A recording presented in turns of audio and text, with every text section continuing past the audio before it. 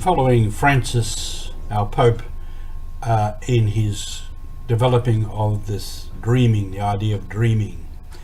And he says that this dreaming must lead to a politics that can integrate and dialogue with the poor, the excluded and the vulnerable, that gives people a say in the decisions that impact their lives. You're with Mission Alive. I'm Roger, coming from the MSC Mission Office. We continue to follow Pope Francis in his development of these themes. And today we'll look a little bit at politics. Probably, as we listen to the media from here in Australia and from around the world, we probably get a bit tired of politics and despair of it ever changing. What I would share in that bit of despair, if you like, and wonder if it can ever change. However, Francis showed a very good example when he was in the Amazon and really listened to the Amazonian people in a process of discernment and dialogue, and said these are the people who should have the first place at the table of discussion, because it is their place and it is their lives and their concerns. In this also he mentions the word dialogue. Dialogue with the poor, the excluded and the vulnerable.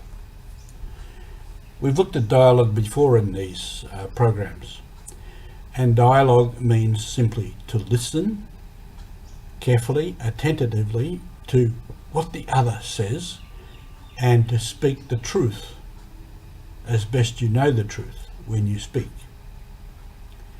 And one little saying says, when you listen, you have 2 ears and 1 mouth, so you should listen twice and speak once. Not a bad way to go. And another one says, before you speak, say it to yourself in your mind, then say it to yourself again in your mind, and then speak out. So dialogue is very important. But do people in politics, does the political system listen to those who are poor, excluded or vulnerable? Often they're just pushed aside, pushed down, left aside. We, in our own small ways, can begin that process.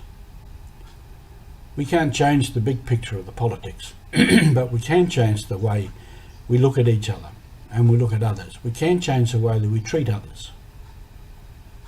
And this is important in beginning that process of dialogue. When we see someone who is poor, excluded or vulnerable, do we bother to look at them as a human being with respect and dignity? Do we bother to think, this person has a story of why they are the way they are? And this is where the politics starts. I remember once I was at a particular place in Barena Diocese on Yule Island, and I was on the platform. We had a big group of people and we were trying to explain some of the new structures that we're putting in place in the diocese. And in the middle of this man stood up and asked a question, and this man was truly angry that now we were coming. Why haven't we done this before? Why wasn't this put in place before? Why weren't they told this before? He was a truly angry man. And I was standing there. I was the one that had to take these questions, this tirade, and try to answer it. So I looked at him, and when he stopped a bit, I said, thank you very much. I'm glad to hear that. Have you got anything else you want to say? And away he went again. And when he stopped again, I said, thank you very much. I'm taking notes. We're going to look at this. And I was serious about that. I said, have you got anything else to say? And away he went again. The next day, I said to somebody, I wonder if our friend is back here today. And they said, oh yes, he's here. He's over there in that group over there. So he'd had his say. I'd listened, and he was happy with that. So that's the listening. And I did take into account what he was saying in what we were doing.